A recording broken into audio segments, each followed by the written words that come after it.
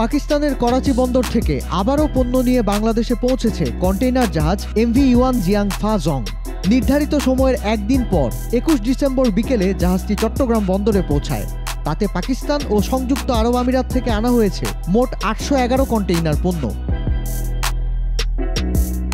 নভেম্বরের দ্বিতীয় সপ্তাহে পাকিস্তানের করাচি বন্দরের সঙ্গে চট্টগ্রামের সরাসরি কন্টেইনার জাহাজ যোগাযোগ চালু হয়েছিল।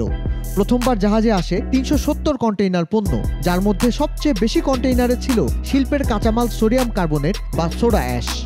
তবে এবারের চালানে সবচেয়ে বেশি এসেছে পরিশোধিত চিনি। মোট ২৮৫ কন্টেইনারে ১,৪৮,২০০ ব্যাগ চিনি এসেছে, যার পরিমাণ প্রায় ৭,৫০০ টন। এই চিনি এনেছে খাদ্য প্রক্রিয়াজাত শিল্প গ্রুপ প্রাণ আরএফএল, সেভয় আইসক্রিম কারখানা সহ বিভিন্ন প্রতিষ্ঠান। আলু আমদানি হয়েছে ১৮ কন্টেইনার, আর ২০ কন্টেইনারে আখের গুড় এনেছে জয়পুরহাটের একটি প্রতিষ্ঠান। কাঁচামাল হিসেবে এবার সবচেয়ে বেশি এসেছে ডলোমাইট, পরিমাণ ১৭১ কন্টেইনার। সোডা অ্যাশ আনা হয়েছে ১৩৮ কন্টেইনার। এসব কাঁচামাল আমদানি করেছে Nasir float glass, Akij glass industries সহ বিভিন্ন প্রতিষ্ঠান।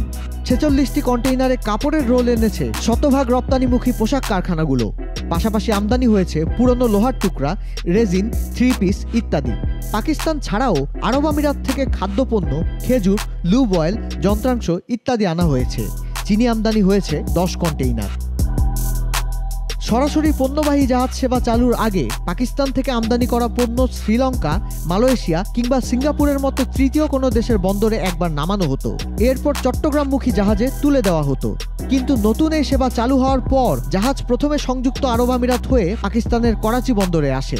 এরপর ভারতের মুন্দ্রা, ইন্দোনেশিয়ার বেলাওয়ান এবং মালয়েশিয়ার পোর্ট কেলাং হয়ে এসে পৌঁছে চট্টগ্রাম বন্দরে। আর তাতে মাত্র ১০ দিনে পণ্য হাতে পাচ্ছেন ব্যবসায়ীরা। দেশ বিদেশের নানা অঙ্গনের নানা খবর পেতে ভিজিট করুন prothomalo.com/video। ফলো করুন প্রথম আলোর ফেসবুক পেজ এবং সাবস্ক্রাইব করুন প্রথম আলোর সবগুলো ইউটিউব চ্যানেলে।